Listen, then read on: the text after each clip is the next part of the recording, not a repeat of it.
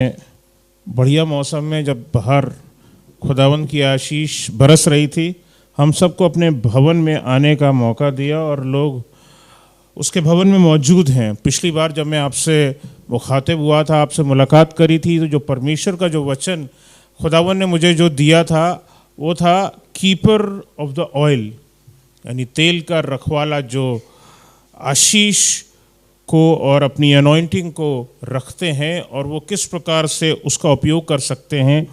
और जिस व्यक्ति के विषय में मैंने बात करी थी वो एक उसका नाम योआश था, जिसके विषय में एक छोटी सी वर्ष लिखी गई। उस छोटे से वर्ष में भी पूरी वर्ष उसके लिए नहीं थी, वरन उसका सिर्फ एक हिस्सा उसके लिए लिखा गया था। कई बार मैंने पिछली बार बताया था कि कई बार हम लोगों की स्थितियां ऐसे ही होती हैं कि जब हमारे कामों को कई बार ऐसा लगता है या हमारी प्लेस को, हमारी पोजीशन को जो है, हमें लगता है कि वो जो स्थान जो हम चाहते हैं वो नहीं दिया जा रहा, और हम कई बार उस स्थान के लिए बड़ी चिंतित होते हैं। We are taken for granted, इस तरह से लगता है। लेकिन परमेश्वर के वचन से अगर हम पढ़ेंगे और उससे जब हम सीखेंगे तो हमें पता चलेगा खुदावंद ने हमें अपने लिए ठहराया है। It's not for the world. खुदावंद ने हमें दुनिया के लिए नहीं ठहराया है कि हम कितनी इज्जत पाएं लोगों के दिलों में। आपका स्थान परमेश्वर के हृदय में होना चाहिए, और खुदावंद कि अगर दिल को ना भाए, अगर खुदावंद को हम ना भा सके, तो दुनिया को अगर पसंद भी आ जाए अगर, तो मेरा मानना है कि वो सब किसी काम का नहीं। It's just worthless, it's just useless, किसी मकसद का नहीं है। और इसी वचन को का एक दूसरा हिस्सा आज मैं फिर से लेकर के तेल के भंडारी का दूसरा हिस्सा लेकर के इसके आगे बढ़ेंगे। और इस वचन को मैंने नाम दिया है, will you serve the Lord in your loneliness. क्या आप अपने प्रभु की सेवा अपने उस अकेलेपन में, जब आपको लगता है कि जब आपके काम को कोई देख नहीं रहा, जब इस संसार में कोई एप्रिसिएशन नहीं मिल रहा, क्या आप तब भी अपने खुदावंद की सेवा करना, क्या आप उसके पीछे चलना तब भी जारी रखेंगे? जिस व्यक्ति का मैंने जिक्र किया, योआश, ये तेल का भंडारी था। इसका काम क्या होता होगा दाऊद के नगर में? ये शायद दाऊद के नगर में अलग अलग जगह पर मशालें लगी रहती होंगी। तेल जमा करने का तो इसका काम था, लेकिन ये कई जगहों पर जाता होगा जहाँ मशालें लगी होती होंगी। शहर को ये प्रज्वलित करता होगा, रोशन किया करता होगा कि दूर दूर तक जो है रोशनी जा सके, कि कोई दाऊद के शहर पे कोई हमला ना कर सके। इसको कितना और जब ये जाया करता होगा रोशन करने के लिए कि रास्ते रोशन रहें, वो चार दीवारियां जो हैं वो रोशन रहें, ताकि हमें पता चल सके कि हम सुरक्षित हैं, ठीक हैं, भले हैं। ये काम बहुत छोटा सा लगता है, लेकिन खुदावन की नज़र में बहुत बड़ा है। पुराने समय में भी, अब तो ये सब लाइटिंग्स हो गई हैं। एक पुराना चैप्टर है, सीबीएसई में पढ़ाया जाता है, और उसमें एक जगह का एक समय का एक कहानी उसमें दी गई। उसमें एक जिक्र, पुराना हिस्से का जिक्र किया गया कि पुराने समय में जब स्ट्रीट लाइट्स इस तरह की आज के समय की तरह नहीं हुआ करती थी, तो पुराने समय में गैस की लालटेनें वगैरह हुआ करती थीं, या तेल के सिस्टम हुआ करता था कि तेल के वो लैंप्स हुआ करते थे, उनको जलाना होता था। ऐसे लोगों को कितने लोग जानते होंगे कि भैया हाँ, ये जाया करते थे ये स्ट्रीट पे, और ये जा करके सड़कों को रोशन किया करते थे। काम बहुत छोटा सा दिखाई देता है, लेकिन हम सब मसीही, हम उन तेल के भंडारियों की तरह हैं, हम उन अभिषेक के भंडारियों की तरह हैं। अगर आपका अभिषेक लोगों तक ना पहुँचे, आपके अंदर जो खुदावन ने आपको जो आशीषें दी हैं, अगर वो लोगों तक ना पहुँचे, तो क्या वो सिटी ऑफ डेविड जो है, क्या वो रोशन हो सकेगा? क्या लोगों के दिल रोशन हो सकेंगे? क्या उनकी जिंदगियां रोशन हो सकेंगी? You are not working for the world. दुनिया में के लिए आप काम नहीं कर रहे हैं, आप खुदा के लिए काम कर रहे हैं। आप अकेले ही हैं और ये काम आपको अकेले ही करना है। Will you serve the Lord in your loneliness. क्या आप अपने परमेश्वर की सेवा तब भी आप काम करना पसंद करेंगे? ये योआश जब काम करता होगा तो ऐसे ही समयों में, ऐसे ही पलों में काम किया करता होगा। You are unnoticed. आपके काम को आपको नोटिस भी नहीं किया जाता है। कई बार आप कलीसिया में लोगों के लिए दुआएं करते हैं, लेकिन आपको लगता है कि शायद आपको नोटिस नहीं किया गया, आपको ध्यान नहीं दिया गया। It looks like a thankless job. आपको लगता है कि शायद आपको कोई थैंक यू बोलने वाला हो, तो मैंने फलाने के लिए दुआ करी थी, मैंने इसके लिए प्रार्थनाएं करी थी, मैंने इसके लिए घुटनों पर गया था, हमने इसके लिए फास्टिंग करी थी और हमने ये काम इस व्यक्ति के लिए किए थे। It looks like a thankless job, जिसमें शायद हमको धन्यवाद देने का विषय होना चाहिए था। आपको प्रतीत होता है कि आप तुच्छ हैं, आपको लगता है कि just as if you are nothing, आपकी काम को कोई पहचान नहीं मिली है, आपको ऐसा लगता है। कई बार सामने बैठे हुए जो कलीसिया में लोग होते हैं, उनकी स्थिति, उनको ऐसा ही लगता है कि यार we are just come over here over to listen to the word of God, enjoy the worship and just go back home. कई बार कलीसिया में बैठे हुए लोगों को बस इसी तरह सा लगता है, लेकिन वास्तव में ऐसी स्थिति नहीं है। आप तेल के भंडारी हैं, यहाँ से तेल उंडेला जाता है और मशक आप हैं, आप वो सुराइयाँ हैं, वो घड़े हैं जिनमें वो तेल डाला जा रहा है, उंडेला जा रहा है। और ज़रूरी है कि वो तेल लोगों पर डाला जाए ताकि पूरा दाऊद का शहर, वो खुदा के वो लोग रोशन हो सके और उनके द्वारा कई और आसपास के स्थान लोग नज़र आ सकें और लोग जो हैं प्रभु को धन्यवाद दे सकें। शायद वो आपको धन्यवाद नहीं देंगे, लेकिन खुदावंत को धन्यवाद ज़रूर करेंगे। Do it for the king of Kings, राजाओं के राजा के लिए ये काम करिए। कभी ये मत सोचिए कि इस दुनिया के लोगों ने आपके काम की तारीफ करी है या नहीं करी है। Never do this job for the world. हमको हमारे पादरी साहब ने कुछ बोला कि नहीं बोला, हमारे बॉस ने हमारी तारीफ करी कि नहीं करी, it doesn't matter. Your God should matter to you. आपके सबसे बड़े बॉस ने अगर आपको अपने दिल में जगह दी है, that is the biggest thing. सबसे बड़ी चीज़ है, सबसे ख़ास चीज़ है वो आपका हर एक योगदान जो आपने हर एक अच्छे पल में और हर एक बुरे पल में दिया है, खुदा के साथ खड़े रहे और खुदा के काम को किया है, वो उस हर एक योगदान को जानता है। And that is very necessary, और ये बात बहुत ज़रूरी है। नीति वचन 15 अध्याय और उसकी 3री आयत में कुछ यूं लिखा हुआ है, यहोवा की आंखें सब स्थानों में लगी रहती हैं, और लिखा है वे बुरे भले दोनों को देखती रहती हैं। सो अगर आप बुरा कर रहे हैं तो भी देखती हैं, और अगर आप खुदा का कुछ भला काम कर रहे हैं तो भी खुदा की नज़रें आप पर बनी हुई हैं। गॉड सीज यू, खुदावंद आपको देखते रहते हैं, परमेश्वर आपको देखते रहते हैं। इसलिए अपने काम के प्रतिफल के प्रति चिंतित ना हो। मैंने जो काम किया है, खुदावंद उसका फल मुझे देगा नहीं देगा, कैसे क्या होगा, इसलिए आप चिंतित ना हो, because it's a promise given by Jesus. ये एक वायदा है जो प्रभु यीशु मसीह ने हमारे लिए रखा है, और ये बात लिखी है प्रकाशित वाक्य में। मैं चाहता हूँ कि पढ़ दिया जाए तो बेहतर होगा। सबसे आखिरी किताब है और सबसे आखिरी अध्याय यानी 22वां अध्याय है, और इसकी 12वीं आयत हम लोग देखेंगे। प्रकाशित वाक्य बाइबल के अंत में मिलेगा, और 22वां अध्याय ये भी आपको बाइबल के आखिर में मिलेगा, और उसकी 12वीं वर्ष है। इसको पढ़ें तो इसमें कुछ प्रॉमिस लिखा हुआ है जो प्रभु यीशु मसीह की ओर से आपके लिए लिखा हुआ है, हमारे लिए लिखा हुआ है। देख मैं शीघ्र आने वाला हूँ। प्रभु यीशु मसीह का एक वायदा है, लिखा है कि मैं शीघ्र आने वाला हूँ। I am coming soon.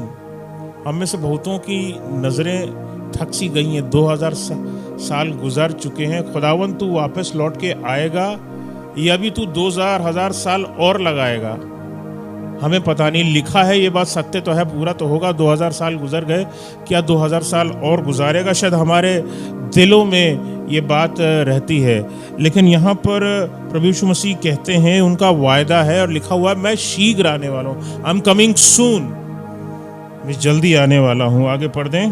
और हर एक काम के अनुसार बदला देने के लिए प्रतिफल मेरे पास है। पहले गलती यही मैंने पढ़ी थी जब, तो मुझे भी ये गलती निकली थी। लिखा था मैंने हर एक काम के अनुसार, लेकिन ये लिखा हुआ हर एक के काम के अनुसार। हर एक काम, हर एक ही काम, हर एक व्यक्ति के काम के अनुसार प्रभु यीशु मसीह जो हैं प्रतिफल देने के लिए दोबारा आएंगे। यानी कि अगर हमने खुदावंद के लिए कुछ भी काम किया है, whatever you have done for the Lord, do not worry about the whole world. खुदावन की ओर से ये बात निश्चित है कि प्रतिफल आपके लिए रखा है। प्रतिफल का आधार आपका मसीह होना चाहिए। आपको रिजल्ट में आपको कुछ चाहिए है, अगर आपको कुछ इनाम चाहिए है, कम से कम ये तो मेरी इच्छा है, मैं मेरे जितनी भी सेवकाई मैं अभी तक करता हूँ, खुदावन मेरे को कुछ नहीं चाहिए, सिर्फ प्रभु यीशु मसीह नासरी आप चाहिए। आप मुझे जिस जगह रखेंगे, जहाँ भी होंगे, जिस जगह भी रखेंगे, वहाँ मुझे आपकी उपस्थिति चाहिए, क्योंकि मैं इतने साल जो भी सेवा करी है और आगे बुढ़ापे तक, मरने तक जितनी भी सेवा करूँगा, जो भी करूँगा, आपकी उपस्थिति में रहते हुए करूँगा। अगर आप नहीं है मेरे साथ, तो वो ये तमाम सेवकाई का कोई मायने नहीं है जो अगर आप कर भी रहे हैं। And if there is Jesus not present into it, it's worthless, वो यूजलेस है। तो मेरा तो कम से कम अपना मानना यही है कि मेरे अपने प्रतिफल का आधार तो मेरा मसीह है। क्या आपके प्रतिफल का आधार मसीह है कि नहीं है? आपके प्रतिफल का आधार मसीह होना चाहिए, क्योंकि केवल मसीह ही कलीसिया की नींव है। बाइबल हमें यही बताती है, यही हमें कुछ इस प्रकार से लिखा हुआ है, जिसको हम लोग पढ़ सकते हैं। पहला कुरिन्थियों 3 अध्याय और उसकी 11 से 14 आयत के बीच में हम लोग यहाँ पर देखेंगे, और यहाँ कुछ इस प्रकार से लिखा हुआ है। पहला कुरिन्थियों 3 अध्याय और उसकी 11 से 14 आयत के बीच में देखेंगे। क्योंकि उस नींव को छोड़ जो पड़ी है जी, और वो यीशु मसीह है जी, कोई दूसरी नींव नहीं डाल सकता। लिखा कि उस नींव को जो पड़ी है और वह यीशु मसीह है। हमारी जो नींव है वो यीशु मसीह है। हमारे क्रिश्चियन लाइफ का जो आधार है वो यीशु मसीह है। हमारे जीवन का, हमारे धार्मिक आधार का, हमारे जो भी जीवन हम खुदा में गुजारते हैं, अगर उसका आधार मसीह नहीं है, तो ये बात निश्चित जान लीजिए, आपकी धार्मिकता अगर दिखाने भर की है या ऐसी चीज़ों की है जिसमें प्रभु यीशु मसीह उसका आधार नहीं है, तो वो घर ढह जाएगा। जैसे आप जानते हैं बाइबल के अनुसार, वो ऐसा घर जिसका नींव यीशु मसीह नहीं है, वो ढा दिया जाएगा। लिखा है कोई दूसरी नींव नहीं डाल सकता। इट्स इम्पॉसिबल कि वो बना रह सके और चलता रह सके। इसकी 12वीं आयत में जब हम आगे पढ़ते हैं, इसको आगे पढ़ दें 12वीं आयत। यदि कोई इस नींव पर सोना या चांदी या बहुमूल्य पत्थर या काठ या घास या फूस का रद्दा रखे। मैं यहाँ बताना चाहता हूँ कि यहाँ पर आपके कार्यों की तुलना इन चीज़ों से करी गई है। ठीक है, ये जो सोना की बात करी गई है, ये जो चांदी की बात करी गई है, यहाँ जो बहुमूल्य पत्थर की बात करी गई है, काठ की बात करी गई है, घास फूस की बात करी गई है, ये यहाँ पर आपके कामों की जो आप खुदावन के लिए करते हैं, परमेश्वर के लिए करते हैं, प्रभु के लिए करते हैं, उसके विषय में ये बात करी गई है। आप अपने बाइबल में इन चीज़ों को अंडरलाइन कर सकते हैं, इन स्थानों को खासतौर से इन चीज़ों को अंडरलाइन कर सकते हैं। यहाँ पर आपके कार्यों की तुलना की गई है। This is your own Christian works that you have done for the Lord in your whole life. ये उनकी विषय में यहाँ पर लिखी गई है। और ये बहुत स्पेशल है, बहुत ख़ास चीज़ है। और आगे पढ़ दें तो हर एक का काम प्रकट हो जाएगा। लिखा है कि हर एक का काम प्रकट हो जाएगा, क्योंकि वो दिन उसे बताएगा जी, इसलिए कि आग के साथ प्रकट होगा। लिखा है कि आपके काम जो हैं वो आग के साथ प्रकट होंगे, और वो आग हर एक का काम परखेगी कि कैसा है। लिखा है कि वो आग जो है हर एक का काम परखेगी। आग का काम होता है परखना। अब जो ऊपर जो आपने 12वीं आयत में जो तमाम अलग अलग चीज़ें पढ़ी हैं, इनको अगर आप ध्यान से देखोगे तो ये सब के सब आग में डाले जाते हैं। सोना भी आग में डाला जा रहा है, चांदी भी आग में डाली जा रही है, मतलब कठिन परिस्थितियों में डाली जा रही है। बहुमूल्य पत्थर भी जो हैं वो कहीं किसी चट्टान के नीचे दबे होते हैं। अगर यह मोती है तो अगर आप पाओगे तो वो समंदर की गहराइयों में मिलता है। ऑल्दो आजकल आर्टिफिशियल भी आते हैं, लेकिन वास्तविक वाले अगर आप पर्ल्स की बात करेंगे तो वो समंदर में गहराइयों में मिलते हैं। कुल मिलाकर के ऐसे स्थानों पर मिलते हैं जहाँ दबाव होता है। मसीही जीवन दबाव का जीवन है। मसीही जीवन एक ऐसा जीवन है जहाँ जब तक आप कष्ट और तकलीफ नहीं झेलेंगे, आपकी असली धार्मिकता, आपकी असली सेवा जो मसीह में रहते हुए है, तब तक नहीं परखी जाएगी। You are tested in such places. इनकी तरह टेस्ट किया जाता है। सोना भी आग में डाला जाता है, कुंदन बन करके बढ़िया निकलता है। चांदी के साथ भी ऐसा ही होता है। बहुमूल्य पत्थर भी कहीं पहाड़ों में, वो जितना पत्थर आपको लगता है कि छोटा सा पत्थर है, कहीं पहाड़ों में कहीं नीचे दबा होता है, लेकिन वो फिर भी बचा रहता है।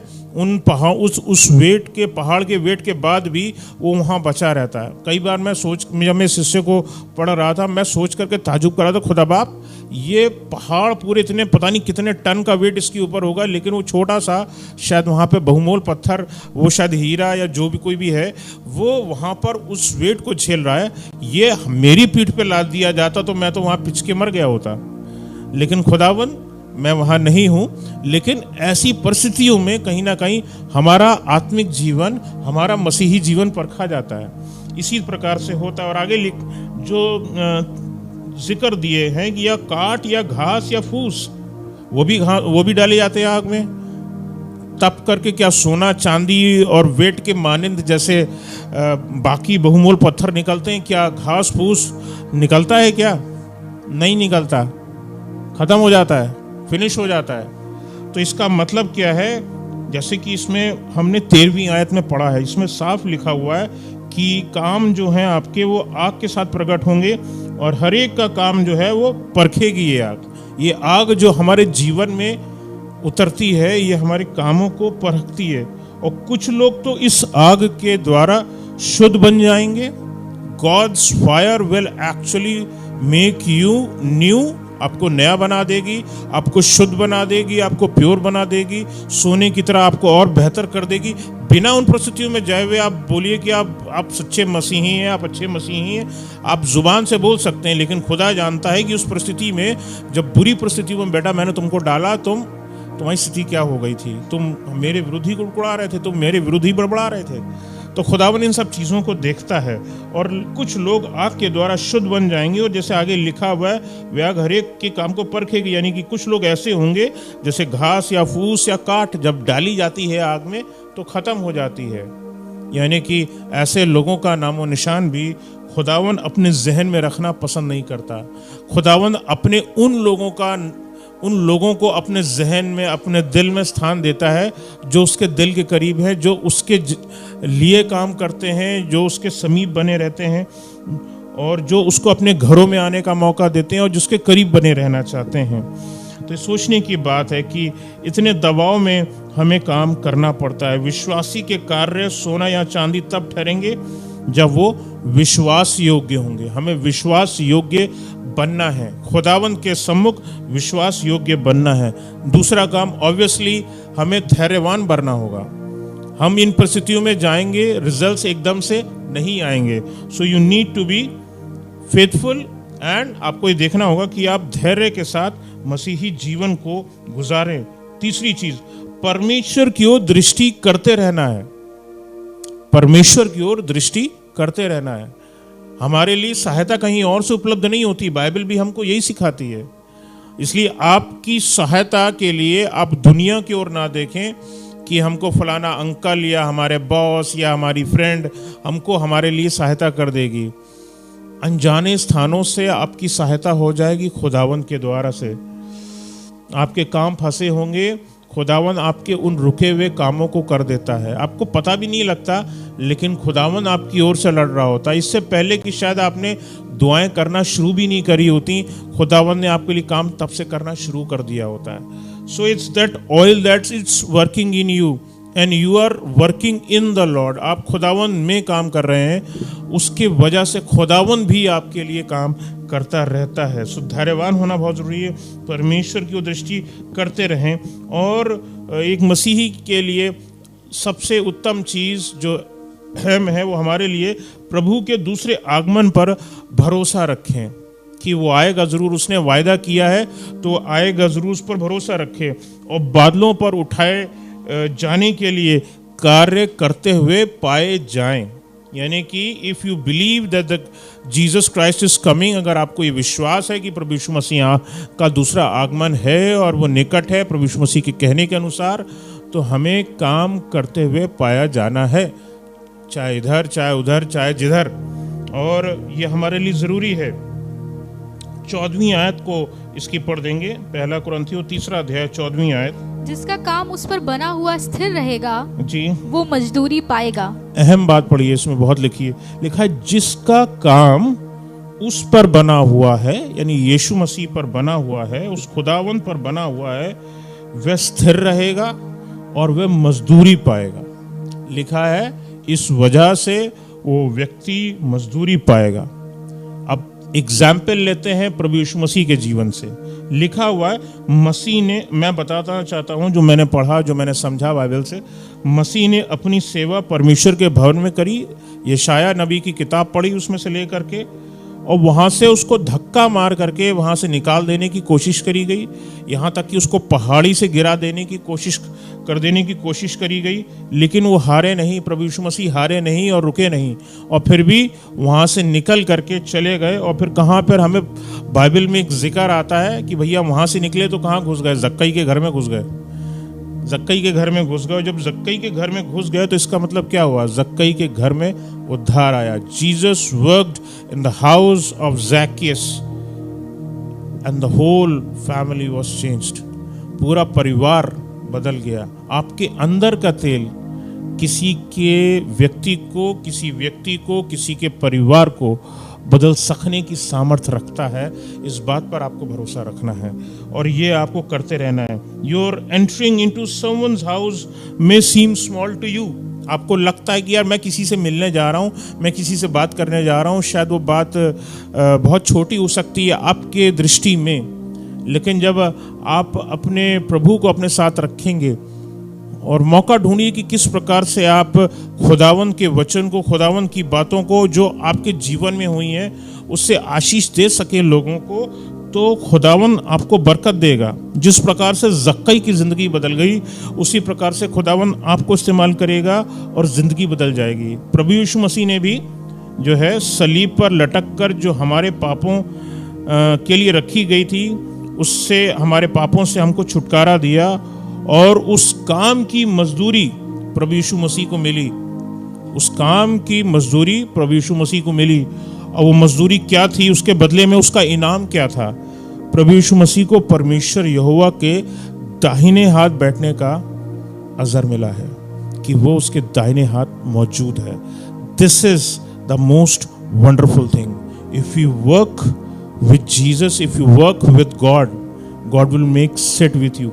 बेटा मेरे साथ आकर के बैठो, तुम्हारा स्थान मेरे बगल में है। कौन खुदावंत के साथ बैठ सकता है? वरन मैं बोलता हूँ कौन उसके सम्मुख बना भी रह सकता है? लेकिन वो खुदावंत ही है जो चाहता है कि हम उसके लिए काम करें। हमने खुदावंत को नहीं चुना है, इस बात पर हमेशा ध्यान में रखिए। आप खुदावंत के पास नहीं आए, खुदावंत ने आपको बुलाया है, खुदावंत ने आपको चुना है और खुदावंत ही आपको उस मार्ग पर लिए हुए चलता है। You just have to be persistent, आपको बने रहना है, लगे रहना है, और खुदावंत आपको उसका इनाम आपको जरूर देगा, जरूर से देगा। It is uncomfortable. दूसरे पॉइंट पे आता हूँ। फर्स्ट पॉइंट था इट इज अननोटिस्ड, दूसरा पॉइंट है इट इज अनकंफर्टेबल। ठीक है ना? मसीही जीवन, आनंद का जीवन तब है जब आप मसीह को साथ में लिए चले और सिर्फ मसीह में आनंद कर रहे हो। लेकिन वास्तविकता दूसरे हिस्से की ये है कि ये बड़ा अनकंफर्टेबल होता है, बहुत कठिन वाला जीवन होता है। परमेश्वर द्वारा प्रदान किए गए कार्य सब सरल होंगे, ये बात आवश्यक नहीं है। ठीक है, कुछ काम सरल हो सकते हैं। खुदावंत ने कुछ बोला, हाँ भाई, जैसे आज का वचन मेरे को दे दिया कि हाँ भाई ये काम सरल है, ठीक है, okay, you have to go and preach, okay, done. लेकिन कुछ काम बड़े हो सकते हैं, कुछ काम कठिन हो सकते हैं कि भैया चर्च की बिल्डिंग को खड़ा करना है, चर्च के लिए फाइनेंसेस को खड़ा करना है, चर्च में मुझे कुछ चीज़ों को, यहाँ बेंचेस को लगाना है, मुझे टेबल्स को लगाना है, कुछ चीज़ें करनी है, चर्च का कुछ म्यूज़िक सिस्टम है वो ख़राब हो रहा है, उसको बदलना है। Things are tough, things are different, not every time your work is easy. आपका काम हर समय आसान है, ज़रूरी नहीं है आपके कार्य सरल होंगे, ये बात ज़रूरी नहीं है। ठीक है, so it's a uncomfortable situation. आप आसान परिस्थिति में नहीं होते हैं। You just have to be obedient to God. आपको जिस परमेश्वर ने आपको बुलाया है अपने निकट, वही आपको मार्ग दिखाता है। इस बात पर आपको यकीन रखना ज़रूरी है। सो बी ओबीडियंट टू गॉड, यानी परमेश्वर के आज्ञाकारी बने रहिए। Be faithful in difficult times. Easy times में तो हर आदमी फेथफुल बने रहने की बात करता है, but B faithful in difficult times. कठिन परिस्थितियों में भी अपने प्रभु परमेश्वर पर विश्वास रखिए, उसके ऊपर विश्वास रख करके अपने जीवन को, उस मसीही जीवन को जीते रहिए। Be faithful in difficult times. Jesus said to his disciples, उन्होंने प्रभु यीशु मसीह ने अपने चेलों से कहा, यदि कोई मेरे पीछे आना चाहे तो अपने आप का इनकार करे, अपने आप का इनकार करे, अपने आप ही का इनकार करे और क्रूस उठाए और मेरे पीछे हो ले। Only 12 Jesus remained with Jesus. 60 लोगों ने उसका साथ छोड़ दिया, 60 लेफ्ट हिम। इससे पता चलता है कितना अनकंफर्टेबल सिचुएशन है ये, ठीक है ना। 60 लोग छोड़ करके चले गए, ठीक है। सो कठिन चीज है ये, it's not an easy thing. And certainly ऐसे परिस्थितियों में आप बोलोगे, आपकी प्रेयर यही होनी चाहिए, लॉर्ड आई नीड यू। आपके सहायता के बिना मैं ये काम कभी नहीं कर सकता, अपने सामर्थ्य में कभी नहीं कर सकती है इस काम को। इस चीज़ को हमेशा अपनी प्रार्थना में रखना है। You can never do the work of God in your own power. खुदावन के काम को आप अपनी सामर्थ्य में रह करके कभी नहीं कर सकते, अपनी शक्ति में रह करके कभी नहीं कर सकते। इस चीज़ को मैंने अपने जीवन में देख लिया और परख लिया, और ये टेस्टेड प्रूफ है। कम से कम मैं तो अपने जीवन से इस चीज़ को देख चुका हूँ कि मैंने जब जब सोचा कि उस काम को, मैं किसी काम को अपनी शक्ति की, अपने इस जिस्म की शक्ति की सामर्थ्य में रहकर मैं कर सकूं, मैंने नहीं कर पाया उस चीज़ को। लेकिन जब जब मैंने प्रार्थनाएं करके हमने कहा खुदावन ये मेरे बस के बाहर है, आप ही काम करिए, यू डू इट, एंड खुदावन के द्वारा से वो काम संभव होने पाया। So this should be your prayer, Lord I need you in my loneliness. मेरे उस अकेलेपन में खुदावन मुझे आपकी सहायता चाहिए, क्योंकि मैं अकेला हूँ। अगर मैं आपको इस अकेलेपन के बारे में पढ़ाऊँ तो कुछ बड़े खूबसूरत साथ मुझे दिखाई देता है। मुझे एलिया जब दिखाई देता है तो उसके साथ मुझे एलीशा खड़ा हुआ दिखाई देता है। जब मैं एलीशा को देखता हूँ तो मुझे उसके साथ गेहजी दिखाई देता है। वरन अगर मैं उस हिस्से को थोड़े, जब एलिया के उठाए जाने का जिक्र पढ़ता हूँ तो मुझे पता चलता है कि एलीशा ने से विरोध में जो है उसके 50 और उसके पीछे चलने वाले डिसाइपल्स थे, वो जगह जाकर ढूंढ जा करके देखने लगे कि लाओ जा करके देखी कि कहीं एलिया यहाँ तो नहीं, एलिया वहाँ तो नहीं, और वो ढूंढते रहे थे। So you can say Elisha had about 50 disciples. You can say यीशु मसीह के पास 12 चेले थे। पौलुस का साथ देने के लिए उसका सिलास था, लेकिन ये अगर योआश का देखें तो ये अकेला था। कई बार हम भी ऐसी परिस्थितियों में पाए जाते हैं कि हम भी अकेले होते हैं। You seem uncomfortable, Lord I need you in my loneliness. मुझे अपने अकेलेपन में खुदावन आपका साथ चाहिए, क्योंकि मैं आपका काम उस अकेलेपन में ना कर पाऊंगा। तूने बहुतों को तो बहुत साथी दिए हैं, मेरा साथी तू बन। अगर तू मेरा साथी नहीं बनेगा तो मैं नहीं कर पाऊंगा, ये जीवन का पार मैं नहीं पाने पाऊंगा, ये आपकी सेवा को जो दिखाई देती है नहीं करने पाऊंगा। बाइबल बताती है पौलुस और स्तिफनुस डटे रहे। पौलुस ने 5 बार 40 एक कम 39 कोड़े खाए। हमेशा लोग उसको 39 ही बोलते हैं, लेकिन जब बाइबल में लिखा गया तो उसको 40 एक कम 39 करके लिखा गया है। एक बार मैंने अपनी प्रिंसिपल से भी बोला, why do you call it 40-1, just that it means 39। हमने उनको बताने की कोशिश करी, लेकिन बॉसेस नहीं समझा सका उनको, लेकिन आपको समझा सकता हूँ। और जब हम बोलते हैं 40 एक कम, तो 40वां कोड़े का मतलब है जान निकल गई। प्रभु यीशु मसीह ने 40 एक कम 39 कोड़े खाए थे, यानी अगर एक कोड़ा उसको और मिलता तो उसकी जान निकल गई होती। इसी प्रकार से पौलुस की भी हर बार जब उसको 40 एक कम 39 कोड़े मिले थे तो हर बार उसकी जान रखी थी कि अब गई। उस पल तक खुदावन उसके साथ बना रहा है।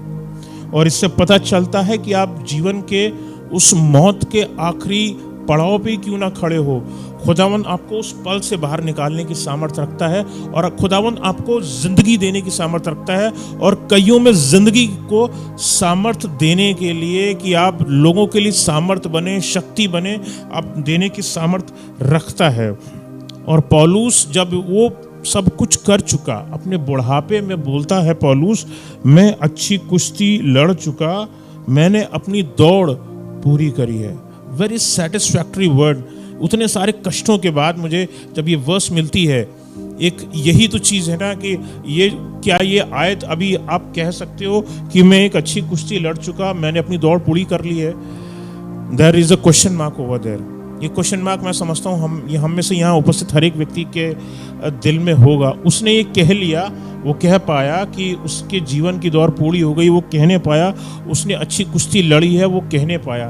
क्या हमने अच्छी कुश्ती लड़ी है? क्या हमने अपनी दौड़ पूरी करी है? ये हमें देखना है। इसका मतलब है अगर हम वो उतने ढंग से नहीं कर पाए तो हमें और बेहतर करना होगा। स्तिफनुस के बारे में बताना चाहता हूँ। स्तिफनुस भी डटा रहा, और जब उसको पत्थरवाह किया जा रहा था तब उसने स्वर्ग को अपने आँखों से खुलते हुए देखा था। यानी आपके लिए वो परमेश्वर के निकट का स्थान रखा है, स्वर्ग आपके लिए खुला है, वो परमेश्वर आपको अपने निकट बुलाना चाहता है। इस संसार में तो भले ही दुख दिखाई देता है, इस संसार में बड़ी अनकंफर्टेबल सिचुएशन दिखाई देती है, सेवा कैसे करें असंभव सी लगती है। It's really very tough. Third point पे आता हूँ, इट इज़ लोनली, अकेलापन है। जैसे कि मैंने कहा, ऐसा लगता है कि हमारा स्वामी भी हमारे साथ नहीं है। हमारा स्वामी यानी हमारा परमेश्वर भी कई बार लगता है कि जैसे परमेश्वर हमारा साथ नहीं दे रहे। It looks like that. निकालेंगे हम लोग, एक जगह पढ़ेंगे मत्ती 25 और उसकी 21वीं अध्याय, और यहाँ पर एक पैराबल यहाँ पर दिया गया है, एक दृष्टांत यहाँ पर दिया गया है। और इंग्लिश में अगर हम पढ़ सकें तो वहाँ पर मुझे एक खूबसूरत बात दिखाई देती है। ये आखिरी बात बता करके यहाँ मैं ख़त्म करना चाहूँगा, यहाँ पर कलाम को विराम देना चाहूँगा। और 25 की 21वीं आयत, and if possible can anyone read in English?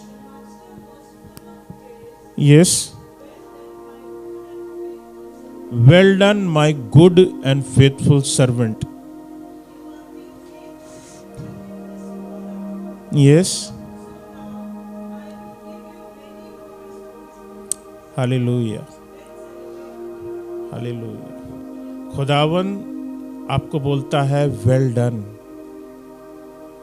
बेटा तूने बहुत अच्छा किया है, बेटी तूने बहुत अच्छा किया है। हमारी सेवाएं जो हम अपने खुदावन के लिए देते हैं किसी भी रूप में, गॉड सेज वेल डन। अभी वो वेल डन तक पहुँचे कि नहीं है? 100 आउट ऑफ 100 मार्क्स मिले कि नहीं मिले, 90 भी मिले कि नहीं मिले, 80 भी मिले कि नहीं मिले? हम लोगों को क्या स्कूल में यही बोला जाता है, भाई 80 मिले कि नहीं मिले, 90 मिले कि नहीं मिले? हमारा खुदावंद हमसे जब कहे वेल डन माय सर्वेंट, तब समझिए आपकी जो भी आपने सेवा अपने मसीह को दी है, अपने यीशु को दी है, वो पूरी हुई है। Seems lonely but God will give you a reward as written over here. जैसे परमेश्वर के कलाम में यहाँ लिखा है, वैसे ही वो खुदावंद आपको आशीष देगा और एक बड़े रिवॉर्ड के साथ में आपको ऊंचे स्थान पर बैठा लेगा, आपको अपने करीब रख करके वो इज्जत देगा जो बहुतों को नसीब नहीं होती। जैसे उसने अपने बेटे को अपने निकट बैठाला है, वैसे ही वो आपको अपने निकट बैठा लेगा। Praise the Lord.